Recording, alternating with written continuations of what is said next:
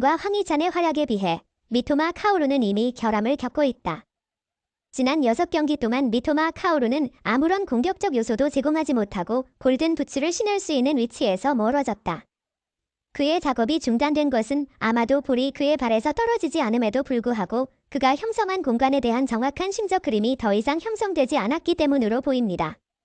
미토마 카오루는 일본 축구의 미래를 대표하는 유망한 사람들 중 한 명으로서 그는 프로페셔널 리그에서 데뷔하며 하나의 역사를 만들어 나가고 있다. 2020년에 가와사키 프론탈대로 데뷔해 첫 시즌 동안 5경기 연속 골을 넣는 화려한 데뷔를 선보였다. 그리고 그의 놀라운 성과는 2020 도쿄 올림픽에서 나타나 증명되었고 이에 따라 브라이튼으로부터 공식적인 관심을 받아올 수 있었다. 지난 시즌에는 빛나는 작품을 통해 그는 주목을 받았다. 이적 초기의 경기에서는 팀 내부에서 주전을 차지하는 데 있어 다소 어려움을 겪었지만 그레이엄 포터 감독 체제 아래에서는 확실하게 주목받지 못했다. 그럼에도 로베르토 데 제르비 감독이 부임하면서 미토마의 플레이 시간이 점차 늘어나게 되었다. 미토마 카오루는 프리미어리그에서 데뷔하자마자 7개의 골과 6개의 어시스트를 기록하여 조상들의 언어를 구사하는 선수가 그 결과를 달성했다는 점에서 단일 시즌 최다 골과 공격 포인트 기록을 갱신했다. 이와 같은 성과를 통해 그는 카가와 신지와 오카자키 신지의 과거 기록을 넘어섰다. 우리는 이 두 선수를 알게 되었다. 드리블이 장점인 그는 경기장에서 폭발력 있는 스피드를 선보이며 상대 선수를 허무하게 만든다. 기본 기술력이 뛰어난 그는 공과의 접촉이 단순하고 간결하며 몸의 밸런스를 잘 유지하여 낮은 자세로 드리블을 한다. 그의 눈부신 활약은 이번 시즌 피어로레의 팀 오브 더 시즌 TOTS 후보의 이름을 올려 선정되는 데 기여했다. 한편 브라이튼 팀은 지난 시즌 파스칼 그로스, 솔리마치, 에반 퍼거슨, 훌리오 엔시소 등과 함께 활약한 미토마 카오루의 도움으로 6위로 자리 잡았다. 자신들의 역사상 최초로 유럽축구연맹, UEFA, 유로파리그, UEL에 진출하는 성과를 달성했다. 그러나 최근 곤경에 처한 미토마 카오루는 그의 훌륭한 실력을 다시 한번 보여줄 필요가 있다. 울버햄튼을 상대로 한 골 1도움의 성과를 냈고 본머스를 상대로 멀티골을 넣으며 올 시즌 6라운드까지 3골 3도움을 기록했다.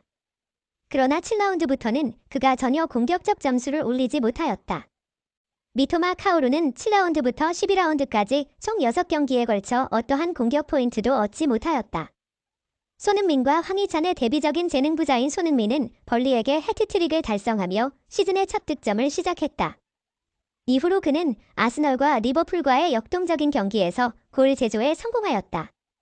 또한 황희찬 역시 최근에 형성된 실적으로 인해 울버햄튼의 10월 이달의 선수로 선정되었다. 황희찬은 아스톤 빌라, 본머스, 뉴캐슬 유나이티드를 순차적으로 상대로 하며 2골 1도움을 성공적으로 올렸다. 시즌 초반에 미토마 카오루는 탁월한 성과를 보여주었지만 그의 부진도 브라이튼의 실적에 영향을 미쳤다. 브라이튼은 이번 시즌 7라운드부터 12라운드까지 2무4패의 성적을 거두었다. 이에 그들은 반등을 필요로 한다. 많은 기대를 받았던 미토마는 이번 실적을 뒤집어 이런 부진의 늪에서 벗어날 수 있을지 모두가 주목하고 있다. 안제 포스테코글루 감독은 프리미어리그에서 연속 10라운드 무패 기록과 처음 3개월 동안 3번의 감독상을 수상하며 역사적인 발자취를 남겼습니다. 하지만 그의 팀이 연속 2패를 기록한 후 영국 언론과 전문가들로부터 비판의 물결에 직면하고 있습니다. 많은 신문과 전문가들이 태도를 바꾸어 포스테코글루의 전술을 비판하며 이 나라에 의식 있는 많은 축구 팬들에게 불편함을 주고 있습니다.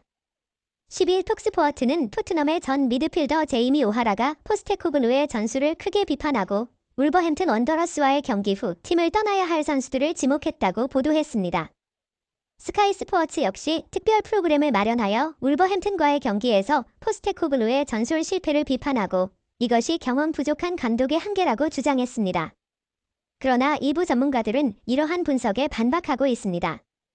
그들은 토트넘을 처음 10위 안에 들 것이라고 예상했던 신문과 전문가들이 이 기회를 이용해 자신들이 옳았다고 주장하고 있다고 말합니다.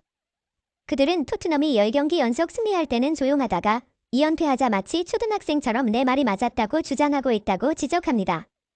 또한 일부 전문가들은 경기 중 포스테코글루가 울버햄튼에게 실점할 것을 정확히 예측하고 전술 지시를 했지만 에릭 다이어가 이를 제대로 수행하지 않고 포스테코글루의 말을 무시한 것으로 팬들에게 놀라움과 실망을 안겼다고 말합니다.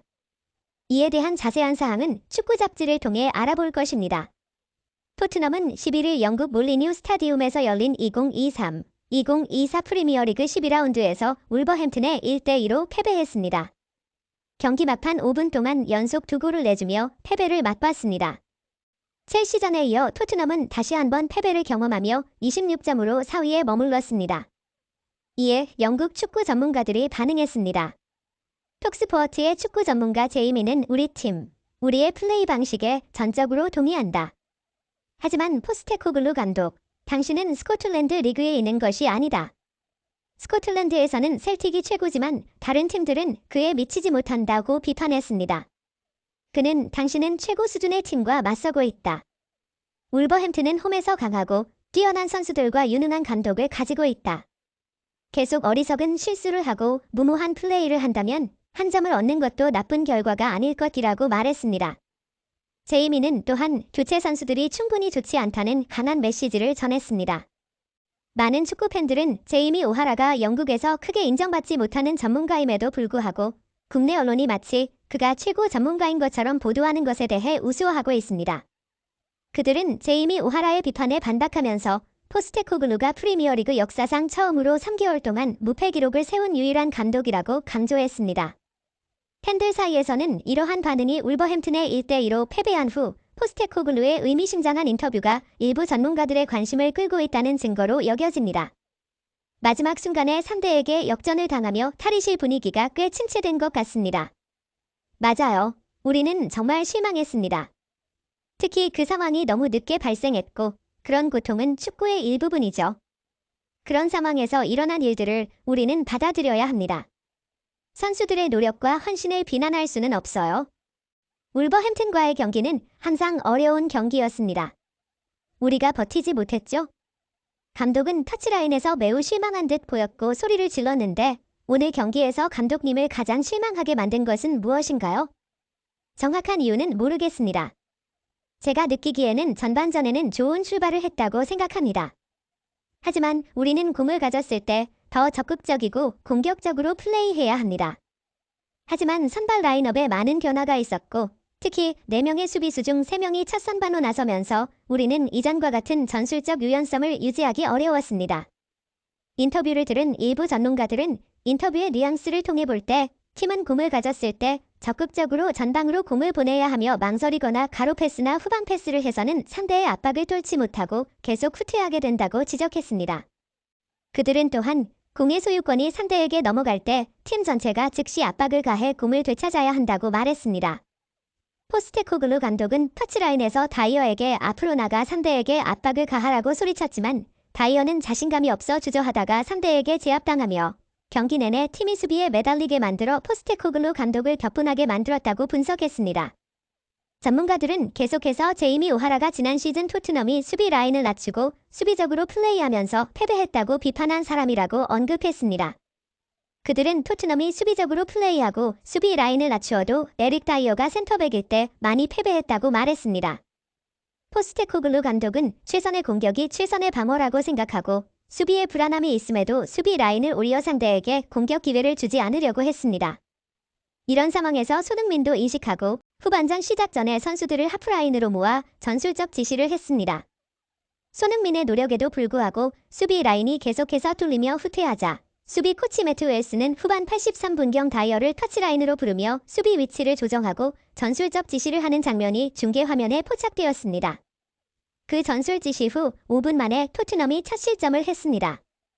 이 장면을 본 일부 전문가들은 포스테코글루 감독이 상황을 정확히 파악하고 있었고 문제의 원인이 다이어라는 것을 알고 있었다고 말합니다. 그러나 인터뷰에서 특정 선수를 지목해 비난하지 않은 절제력과 품격을 보여 팀워크를 해치지 않으려고 했다고 합니다.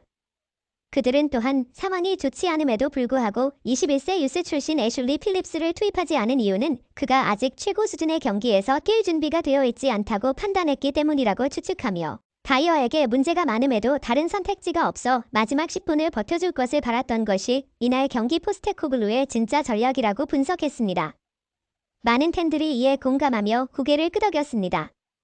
경기 후 프리미어리그 채널 매치데이 리뷰에 출연한 앨런 시어러는 토트넘이 이번 시즌 상위권 경쟁을 할 것으로 예측했습니다.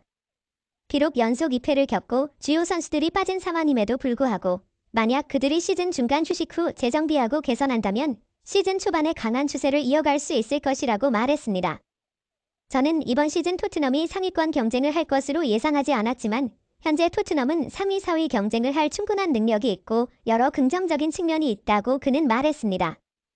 이 인터뷰를 들은 일부 전문가들은 앨런 시어러가 토트넘의 능력을 매우 정확하게 평가했다고 생각합니다. 토트넘은 지난 시즌 8위였고 포스테코글루 감독은 모리니오, 콘테, 누누 산토스에 이어 팀을 맡아 3개월 만에 팀을 변화시켰습니다. 이들은 수비적인 축구로 팀을 이끌었지만 포스테코글루 감독은 즉시 전임 주장이 문제의 근원임을 파악하고 140년 동안 없었던 새로운 유형의 공격수로 변모시키는 능력을 보여주었다고 시어러는 긍정적으로 언급했습니다. 그는 시어러의 날카로운 분석과 평가에 따라 포스테코글루 감독과 손흥민이 토트넘을 재건하고 리그 상위권 싸움을 이어갈 것이라고 말하며 많은 팬들의 큰 공감을 얻었습니다.